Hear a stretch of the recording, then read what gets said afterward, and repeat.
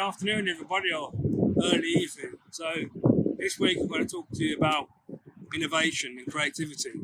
And I think what's really important to understand is that I'm seeing lots of good innovation and creativity on LinkedIn at the moment, and generally lots of different companies and individuals rising up and talking about new creativity and innovation for mental health. So what does innovation and creativity mean? Well, in my humble opinion and analysis, is that creativity is our ability to think outside the box, and that fuels innovation. Now, we've got to be careful in some instances because, in actual fact, we can use innovation in the context of technology, which is wonderful, and there are different types of innovation in that sense. So you've got product process type of innovation, so finding new ways to build new things, new technology. But I think if we can channel more creativity and innovation up here for our own self, I think that's going to be a real step forward to increasing our walk in health, success and stress. And I'm not saying that apps, for example, are a good way. There are some ways that we can use apps to increase our own mental well-being, but I think if we rely too much on technology, there is a danger that we're not being true to our own feelings. And that's really important, I think, because the more we are kind of true to ourselves, so we can use creativity in a sense, right, I've been through something. COVID-19 has really impacted my mental health. And we're allowed to have anger, loneliness and stress. That's natural in the world as us as humans. And if you look around the globe, every country, every nation has and will be affected by COVID-19. So what do we need to do in terms of our own personal well-being and our mental health state? Because even without COVID-19, it's not the responsibility of the governments to actually say, right, okay, we're short, for example, Northern Ireland, or, it's one of the quite tough places to live at the moment in terms of, support for mental health. I'm looking at a news program the other night. I think it's Hard Talk, and they're speaking about a champion being elected, which I don't think is the right approach for Northern Ireland. I think that you've got to go into education itself. The people that have been, the families that have lost loved ones, the training and development that's required and needed, and the speed will not be fast enough to help those people. So you can't say, right, I've got £2 billion in the bank, let's go out and recruit these mental health professionals. It takes time and practice. We have to teach our own self, but you've got to put out the right content. How does government do that? Well, education is the best way to, and I do agree with some of the stuff that I've been reading today. A mental health practitioner or a nurse in every school is ideal, but it's money. So to look after this yourself, how can we be more creative in our own world? Because creativity, remember, is thinking outside the box. And when you hear about the word and the term innovation, often we think about the business context. In actual fact, we've all got that ability to think creative. When I was a teacher for nearly 5 years, or 6 years, I can't remember, I always encourage my students to think outside the box. I set up and design specific learning activities, and that's what we do as teachers, so that it gives them a chance to become that self-directed learner. And learning development currently in the industry, we're seeing a good shift towards being a self-directed learner. And if you follow me a lot in my videos, you'll notice recently I've released some pretty good self-directed learner sheets, and I'll be making loads of those for you, and use those and develop training from those. But equally, and the reason we do that and we can learn more is because we're sitting down, we're thinking in the moment, we're thinking about what's happened to us, we're scanning ourselves, we're reflecting, all those different emotions. And it's really good for our mental well-being, not just a bad experience that we've been through our life, but our performance in the future. Not performance because we want to be the best in that company, but for our own personal lives, because in order for us to move forward in life, we have to feel comfortable about who we are. And that's really about being a spectator to our own thoughts up here. I'm out on my walk again, filming walking in health, success and stress. And I love it because my mind, and there is science to back this up, is actually the creativity is stronger when we walk. So hopefully I'm able to do a better delivery as if I was just standing still. So I encourage you all, if you're going through a particular tough time at the moment, if you're a training designer, a learning designer, how we can be more creative for our own minds and others is to think more positively about the person that we are and being realistic about our own emotions and developing what we call emotional intelligence leadership practice. So, and that's more about being a spectator to our own thoughts. For example, we go into a meeting and I got this from a LinkedIn call, from Jeff, the CEO. You have an agreement, you get into an argument, step back, hold a minute. While we get into this argument, we come into this meeting to discuss this. I'm so sorry. Let's restart. This is what we're here for. And that's quite hard to do sometimes because you look at I've been a former member of the reserve forces. Even if you go into a new company, you look at the apprentice, the program. When you put people together for the first time and they don't know each other, it's really quite interesting because you see different emotions coming out. They've not worked in that team before, so you're always going to get team dynamics. And the thing to remember is about team dynamics, which will help you to be more creative and to come up with new innovations to working better and look after our own mental health, whether that's at home or work or both, is the fact that we're all human, number one. Number two is understanding that everybody's got a good idea to put forward.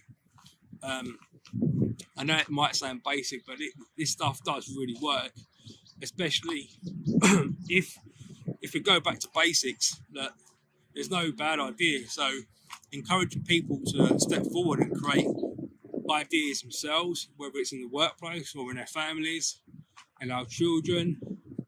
And that's what a good teaching practitioner does.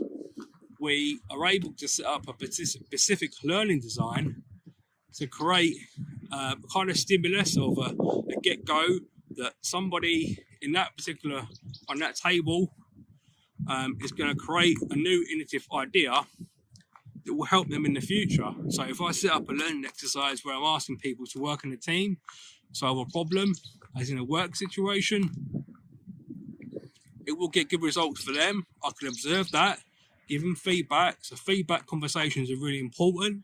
That drives innovation and creativity as well. Now, we've got to be careful because even though we're coming out of lockdown, a lot of people are going to be working remotely. I know the marketing industry has been quite difficult because we're not all in a room anymore doing a creative, so that side is harder.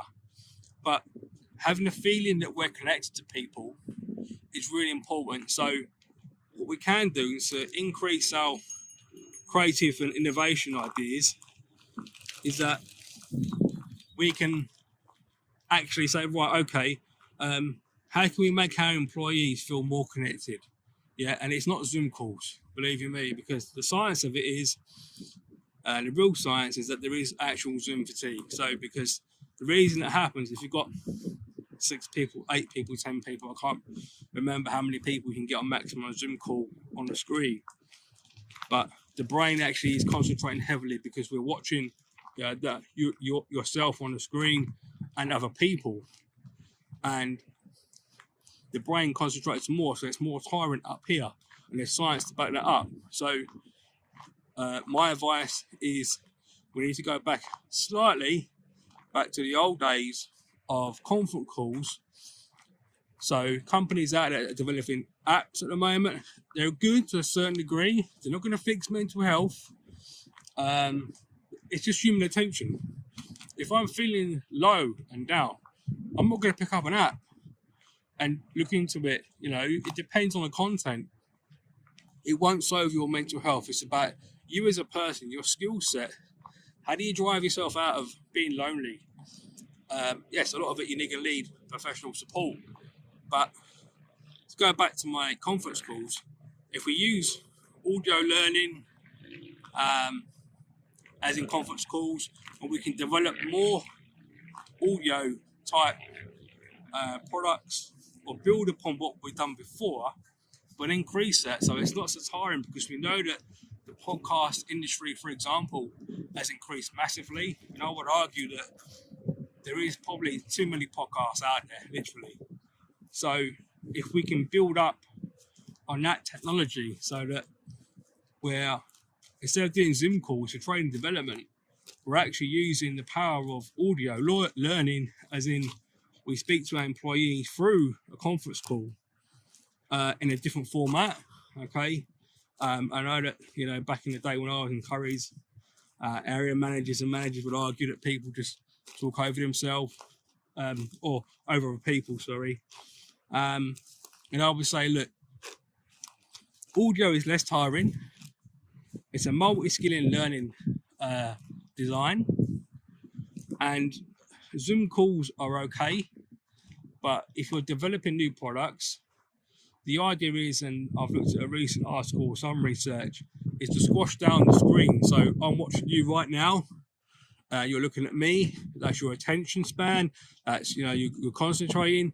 But when you've got, like I said, 6 or 8 screens, it's very, very tiring to the human brain. So Zoom fatigue is real. So if you're designing a new platform, which is where I think we need to go with desktop, as in you're sitting down comfortably, you're eating some food, and you're watching something and you're enjoying it. Hopefully you're watching this sitting down in your armchair on the screen. But we need to be careful with technology, and that's my kind of closing point. We need to use creativity. So the more you're able to think for your own feelings, and yes, watch videos, read books, get counselling if you need it, if you've lost someone, to increase your mental well-being, because we have to remember, with or without COVID-19, as a global nation or Earth as a planet, what was our mental state like? If we could measure everyone's mental health, and I would say that our emotions are quite, high in the sky in terms of the feelings we have compared to 100 years ago. We've got more disease, but we've got more technology now, yes. But I would argue that we've got more stresses now. So, my closing points is a few tips. Is the number one, get out, do your performance walks, as in go out, because the mind is working better and clearer when you walk. Have your reflection. If you're a company, you're designing, learning, I think you need to just, instead of rushing in with technology, you need to kind of say, right, we've got these resources, let's speak to our teams, let's get feedback first, let's understand how people feel, let's not give out too many Zoom calls, let's check on people. One thing that I want to champion and bring into the civilian world is the buddy system we use in the British Army. Some companies are really good at doing mentorship, like LinkedIn, for example. When you join a company, everyone gets a mentor. And I think it's that induction process that L&D are currently developing, a lot of companies, and they're doing good work around that. But I think if we can get to a stage where when somebody goes through that induction process, we're able to kind of, put somebody with somebody else, and you're working partners, and you go up a learning curriculum. And that's what I've been championing for a little bit of the last couple of years. All the documents I've been releasing and will release soon on LinkedIn, as in the self-diagnostic, self-learning directed forms. I'll be building on that. And if we can get to a stage where people are getting paired off and working with people, and then the supervisor, manager, performance leader, whoever you want to call it, is coming in and monitoring that, and they're developing themselves through coaching practice. That's where I think we should go in terms of developing creativity in companies, but for ourselves. These self-directed forms are really good for our home learning, our children even. I've noticed recently that primary schools are putting on, more primary schools are putting on curriculum for mental health at the age of 5 and 6, which is wonderful. It's important. They're real conversations. They need to happen. Education and putting in the curriculum and redesigning it. Mental health should be in every school's national curriculum. Should be. Government should actually do that soon, hopefully. I'll campaign for that. So just to close off, really, be a spectator to your own thoughts. So to increase your own creativity in your mind, to understand where you are in your life. Yes, you've got to have a purpose, create your vision. Just be open about who you are as a person, where you want to go.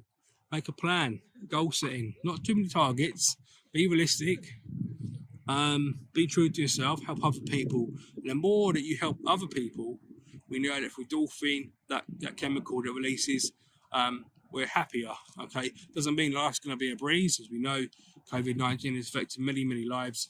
So my closing thoughts are to smile, to walk in health is to have your good and bad days, put things into perspective, have your reflection moments, self-directed learning, get your content, read stuff, learn, analyze, get things, get a diary. You will move forward in life because we're all not meant to do life on our own, whether we have faith or not faith. So I'm hoping this episode was really interesting for you. It's taken me 3 different shots to do this, but really enjoying this series, getting good feedback from around the globe. So stay healthy, stay sharp, look after this, and just be happy.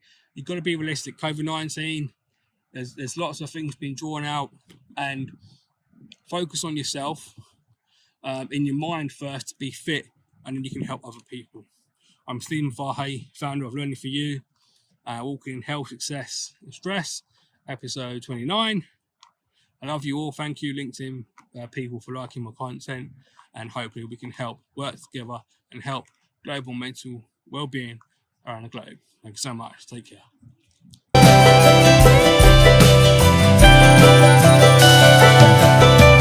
Baby, you've been driving me crazy for so long now, and my love for you's insane, but I wouldn't change a thing unless you wanted me to. I'd do anything